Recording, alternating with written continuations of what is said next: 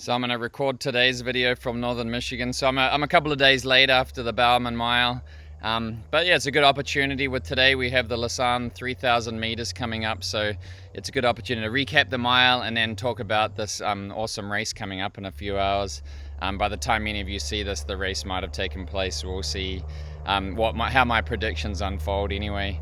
But yeah, going back to the Bowerman Mile, yeah, it was both. It sort of was a bit of a fizz, but it also really lived up to the expectations in two different ways. I guess the main thing is that my biggest point and takeaway from the race, obviously Jakob winning in dominant fashion. Most people expected that, but to be honest, I wasn't so sure.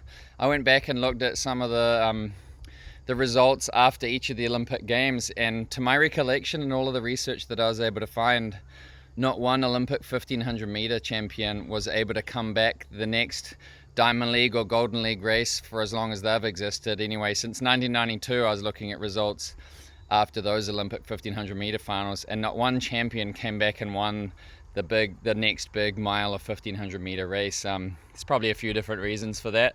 Maybe people are sort of like emotionally burnt. What it takes to win a gold medal is sort of like this perfect peak, right? To be able to come up to this level of performance to outdo everyone else. There's the fame and fortunes and all of the media attention and notoriety that comes with a successful performance like winning the blue ribbon event at the Olympic Games. It's hard to bounce back from that. But I also think there's a lot of people who sort of have regrets of how they performed. They're out for blood. They want to get revenge, or a lot of the time it's runners who don't even make their Olympic team, especially a lot of the Kenyan athletes. It's very difficult to even make their Olympic team, so they're out there to make up for a disappointing trials or Olympic Games, and so they come out. But here we go. Jakob comes along and he just makes it easy. He looked even easier than he did in Tokyo. And I think that just shows where he's coming from. He's a strength-based athlete first and foremost. They put in the mileage. They do a huge amount of threshold training. It just looked like he was out there for just another hard workout, basically, and he was able to cover all of the different moves and then take the lead past Stewy McSweyn, 250 to go. He ran hard. He looked tired at the end. Obviously, it's a long travel to get from Tokyo to Eugene. I know I personally found that it took me about 10 days to get over the 11-hour time difference that it was to Michigan. It's an extra 3 hours to Eugene if you're going all the way around that way, or maybe it's 3 hours less, I guess, if you travel across the Pacific, so that makes sense. Maybe it wasn't as difficult, but it certainly didn't seem to affect him too much, and I think there was definitely a few seconds up his sleeve if he had to.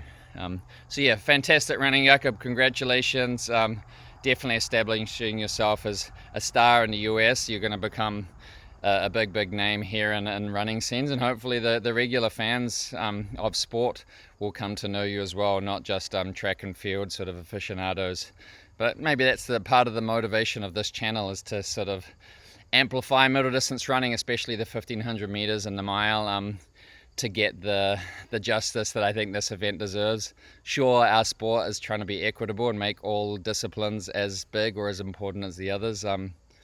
But I'm selfish, right? I'm a 1500 meter runner myself. It's my favorite. It's what I grew up loving, and I want to help promote it to the levels that it deserves. And having a superstar like Jakob as a marquee figure, a key name, headlining the major track and field events around the world is really going to help elevate that event again. And so I think that's really, really important. We really haven't had a consistent name. I know that's sort of disrespectful to Tim Chariot, but we haven't had an Olympic champion who is also winning races since El Rouge. Of course, Kiprop, but he's facing a suspension. But his gold medal, he didn't win that race, right? He was in the race in Beijing, where I was third originally, and we got elevated because of a doping suspension. It sucks that happened, but I don't really have any regrets for Kiprop because he ended up facing a doping suspension himself. But Jakob here is the first time we've had an Olympic champion, a household name, someone who's going to dominate the sport, to really elevate the 1500 meters a mile. And hopefully we can get these races live on worldwide TV. It will make SportsCenter top 10 results when he can do a lot of fun different things. Second takeaway from the race is what an absolute beast Stewy McSweyn is. I really wasn't sure how he was going to rebound. having run 3 hard rounds at the Olympics. He probably did it the toughest in Tokyo, to be honest. He didn't really have confidence of backing his kick. In the Doha World Championships, he didn't make it to the final because he hung back in the pack early on, and he didn't want to leave it to chance in Tokyo, right? So he grabbed the bull by the scruff of the horns, and he did the hard yards in all of the middle laps, except for the final, but the final was fast anyway, and it got dragged through. And so after all of that, he comes out, and to be honest, in the middle of the race, I thought maybe he's a rabbit in this race, because there was only one assigned rabbit. We had Craig Nowak take them through 900 meters, and then Stewy McSweyn was sort of clipping his heels and ready to take over on his shoulder. I thought, oh, maybe he's being told to be a rabbit for Jakob, but no, he keeps going and keeps going, and even when Jakob passed him, he hung tough and ran second fastest ever time in his life, the second fastest time in Australian history, and in Oceania, 3:48.4.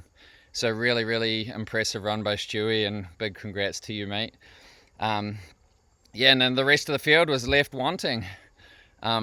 They hung back, and no one was willing to do the work to close the gap, and Chariot sort of dictated terms for the pack, and they had sort of a race down the home straight for the minor placings. And good to see Ronald Quemoy, 3:28 guy, and he was sort of the young prodigy, potentially the heir apparent to Kit Prop a few years ago, and he has had some injury hiccups and some missteps. He didn't make the Olympic team, but he came fourth, so it was a good showing for him.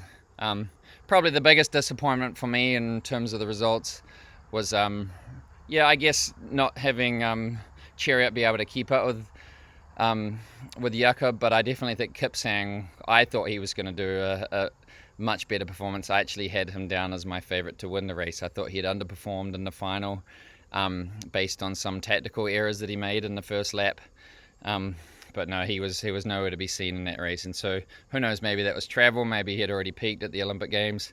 It's tough rebounding, as I'd already just mentioned. Anyway, some interesting takeaways from that race. Oh, also a big shout out to my boy Geordie Beamish, beating the field in the International Mile the night before. Craig Engles celebrating with 120 to go. Hey, I have no problem with that. I've actually done that myself before in the Fifth Avenue Mile a couple of times, and I think it adds to the excitement of the race. But yeah, it was always fun to see a New Zealander come storming by. And I actually timed Geordie in the last 100 meters. He ran a 12.4 last 100 meters to run a 3:54. People talk about Cole Hocker's withering last 100 meters at the Olympic trials. This was basically the same pace. He might have been like 0.1 of a second slower, and not too dissimilar type of race. Sure that they weren't that fast at the 1200 in that International Mile, but they actually ran really challenging splits. They got out at a solid pace, then the middle laps really slowed down, and then they picked it up again. You still have a lot of lactate in your legs after that hard first 56, 57, 400. So yeah, I think there's a lot of good things for him. And Geordie, I wouldn't be surprised if he ends up winning the Fifth Avenue Mile in a couple of weeks. That's sort of the end of season race where those who still got a little bit of strength left in their legs after a long season. He's had some hiccups with injuries, and he's going to give Sam Tanner a run for his money as the top New Zealand miler in the next couple of years. That's going to be really exciting to see. Which actually brings me to another video I'm going to sort of like give a little preview for. It's going to be fun to talk about what are the top miling nations in the world at the moment. Some surprises in there, but I've been working on some thoughts around how I would go about ranking in terms of depth, not just the top 1 or 2 runners from each country, so that'll be a fun video in the future.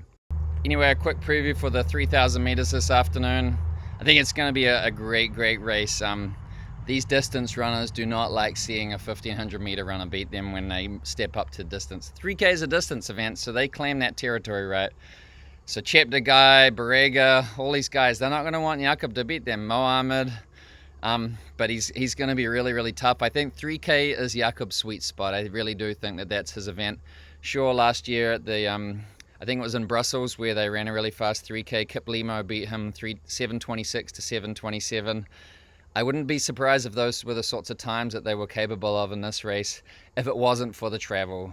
Traveling east from US back to Europe is really tough.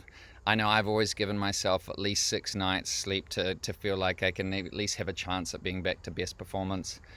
that's something I think might hold back these guys from being able to maximize their effort. But yeah, I'm really excited. I'm going to pick Jakob to win, Borrega second, and